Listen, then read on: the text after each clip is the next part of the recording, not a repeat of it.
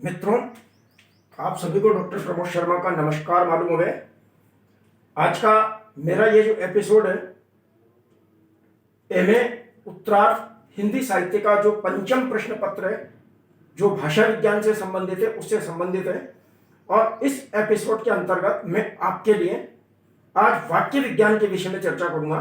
देखिए, वाक्य विज्ञान के अंतर्गत हम वाक्य का अर्थ, वाक्य की परिभाषा, वाक्य की रचना, वाक्य परिवर्तन या वाक्यों का संश्लेषण, विश्लेषण आदि विभिन्न प्रकार के जो उसके तत्व होते हैं, उन सभी के बारे में हम अध्ययन करते हैं।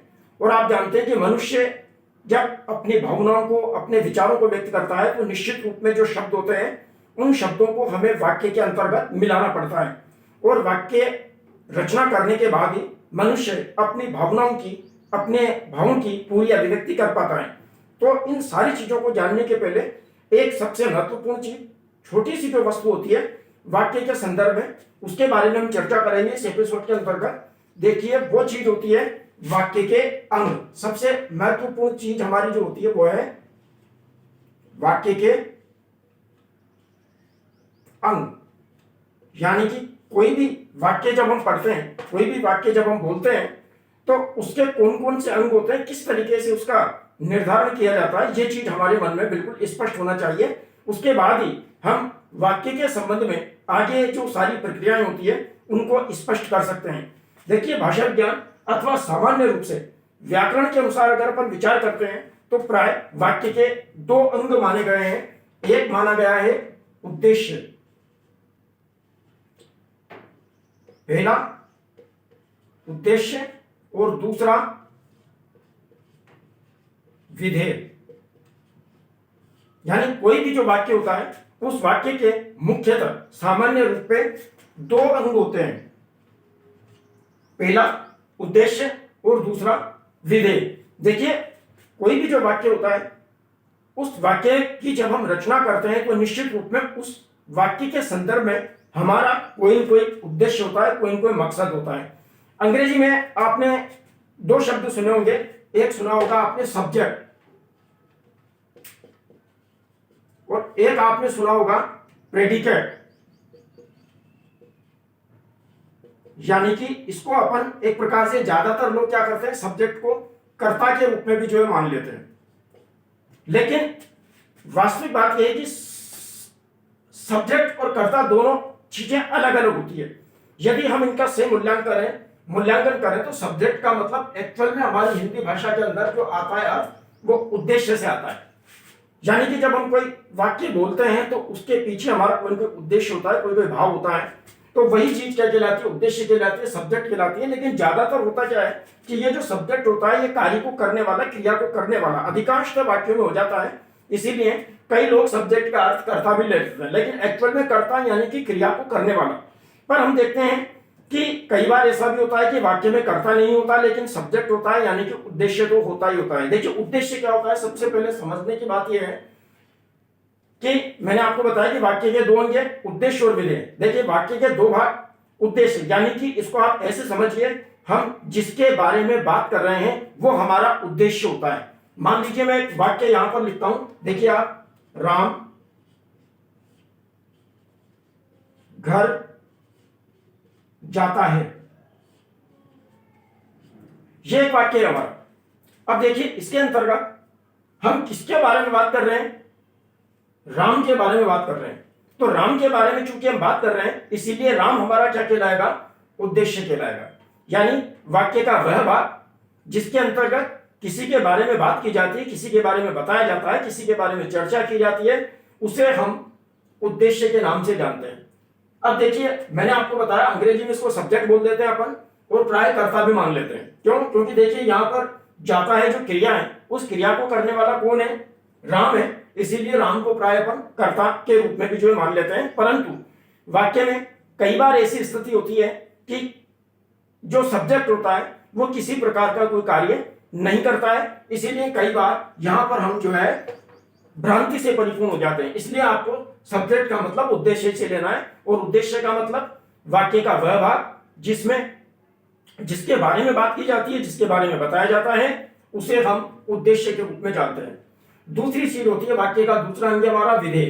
अब विधेय यानी कि वाक्य का वह भाग जिसमें हम उद्देश्य के बारे में जो कुछ भी कहते हैं वो सारा का सारा हमारा विधेय होता है। यानी कि वाक्य का वह भाग जिसमें उद्देश्य के बारे में जो कुछ भी कहा जाता है। कैसे? जैसे देखिए आप उदाहरण मैंने यहां लिखा था, राम घर जाता है, किसके बारे में बात हुई? राम के बारे में बात हुई। तो राम हमारा क्या कहलाया? उद्देश्य कहलाया। अब इस राम के बारे में हम क्या कह रहे हैं कि वह घर जाता है, वह जो है घर जा रहा है, तो उसके बारे में घर जाता है जो बात हमने कही है, ये सारी की सारी बात हमारी क्या कहलाएगी? विधेय की श्रेणी में आएगी। तो देखिए कोई भी जो वाक्य होता है उस वाक्य के दो अंग हमारे सबसे महत्वपूर्ण होते हैं, नंबर 1 उद्देश्य और नंबर 2 विधेय। यानी जब आगे चलकर के हम वाक्य का संश्लेषण करते हैं, विश्लेषण करते हैं, या उसके विभिन्न पार्टों को जब हम अलग अलग करने की कोशिश करेंगे तो निश्चित रूप में क्या होगा, इन सारी चीजों को हमारे को पहचानने में बहुत सुविधा होती है और उसी के आधार पर हम ये सारा निर्णय, सारा विश्लेषण पूरी तरह कर सकते हैं। अब देखिए मैं आपको एक चीज अंतर बता रहा था कि भाई प्राय राम को हमने क्या किया? कर्ता भी मान लिया, परंतु कई बार ऐसा भी होता है कि जो सब्जेक्ट होता है वो कर्ता नहीं होता है। उदाहरण के लिए मैं एक चीज बता रहा हूं आपसे कि कलम से लिखा जाता है। अब देखिए आप, ये वाक्य है हमारा, कलम से लिखा जाता है। अब यहां किसके बारे में बात हो रही है? कलम के बारे में बात हो रही है, परंतु कलम स्वयं यहां कोई काम नहीं कर रही है। काम को करने वाला XYZ अन्य थर्ड पर्सन है। तो इसका मतलब यहां कलम क्या होगी? हमारा कर्ता नहीं होगी। यानी कि सब्जेक्ट तो है परंतु कर्ता नहीं है। तो अपने को कई बार क्या होता है कि जो हमारे को बचपन में बता दिया जाता है सब्जेक्ट, सब्जेक्ट का मतलब कर्ता, कर्ता का मतलब ठीक है क्रिया को करने वाला होता है, वहां तक तो बात सही है। लेकिन सेंटेंस के संदर्भ में, वाक्य के संदर्भ में जब हम उसको उद्देश्य और विदेशी यानी सब्जेक्ट और प्रेडिकेट, यानी कि जो बचा हुआ घर जाता है, ये सारा का सारा क्या कहलाएगा? अपना प्रेडिकेट कहलाएगा। अर्थात सब्जेक्ट के बारे में हम जो कुछ कह रहे हैं, उद्देश्य के बारे में हम जो कुछ कह रहे हैं। यहां देखिए कलम से लिखा जाता है, यानी कि कलम वस्तु हो गई और इससे लिखने का काम भी क्या कर रहा है? कोई दूसरा व्यक्ति कर रहा है। तो दूसरा व्यक्ति क्या होगा? हमारा कर्ता होगा। कलम स्वयं यहां पर कर्ता नहीं होगी, लेकिन वाक्य के हिसाब से किसके बारे में बात हो रही है? कलम के बारे में बात हो रही है, इसलिए कलम क्या कहलाएगी? हमारी उद्देश्य कहलाएगी। और आगे क्या कह रहे हैं हम? कलम से लिखा जाता है, तो से लिखा जाता है, ये सारा का सारा क्या कहलाएगा? हमारा विधेय कहलाएगा। तो इस तरीके से हमारे को यह ध्यान रखना है कि भाषा विज्ञान की दृष्टि से अथवा व्याकरण की दृष्टि से सामान्यतः कोई भी जो वाक्य होता है उस वाक्य के दो अंग सबसे महत्वपूर्ण होते हैं, नंबर 1 उद्देश्य और नंबर 2 विधेय। यानी वाक्य में जिस किसी के बारे में जो कुछ कहा जाता है, जिसके बारे में बात की जाती है, उसे हम उद्देश्य कहते हैं, और जिस उद्देश्य के बारे में वाक्य के शेष भाग में जो कुछ भी हम प्रतिपादित करते हैं वो सारी की सारी चीज हमारी क्या कहलाती है? विधेय कहलाती है। प्राय अंग्रेजी में इन दोनों चीजों को हम सब्जेक्ट और प्रेडिकेट के रूप में जानते हैं। अंग्रेजी में कई लोग सब्जेक्ट को कर्ता के रूप में भी मानते हैं, कर्ता का मतलब क्रिया को करने वाला होता है, परंतु हिंदी के संदर्भ में हमें यह ध्यान रखना होगा कि पूरी तरह सब्जेक्ट का मतलब कर्ता नहीं हो सकता है, क्योंकि कर्ता, कर्ता का मतलब क्रिया को करने वाला। परंतु कई बार वाक्य ऐसे भी होते हैं जिनमें जो उद्देश्य होता है, जो सब्जेक्ट होता है, वो क्रिया को नहीं करता है, तब भी वाक्य का वो उद्देश्य तो बनेगा ही बनेगा, और उसका जो बचा हुआ शेष भाग होगा वो विधेय यानी कि प्रेडिकेट के अंतर्गत हमारा जो है माना जाएगा। तो कुल मिला के अपने को ध्यान रखना है कि जब किसी भी वाक्य का हम संश्लेषण विश्लेषण करते हैं, जैसे आगे चल करके संयुक्त वाक्य, सरल वाक्य का, संयुक्त वाक्य का या मिश्र वाक्यों का, तो उसमें पहली जो चीज होती है, सरल वाक्य का विभाजन करने के लिए तो हमें पूरी तरह उसके उद्देश्य और विधेय को विभाजित करना पड़ता है।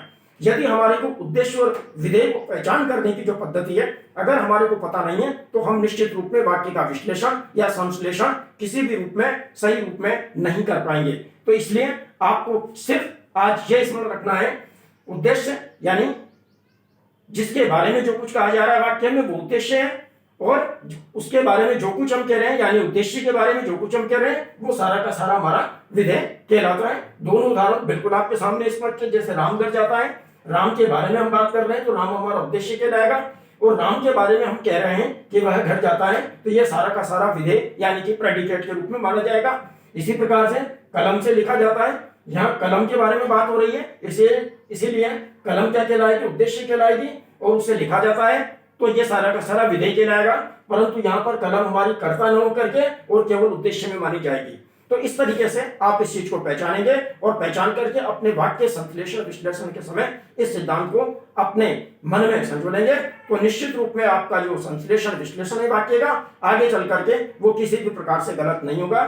धन्यवाद। जय हिंद, जय भारत। अगले एपिसोड में इसके आगे की जो स्थिति है वो मैं आपको बताने का प्रयास करूंगा।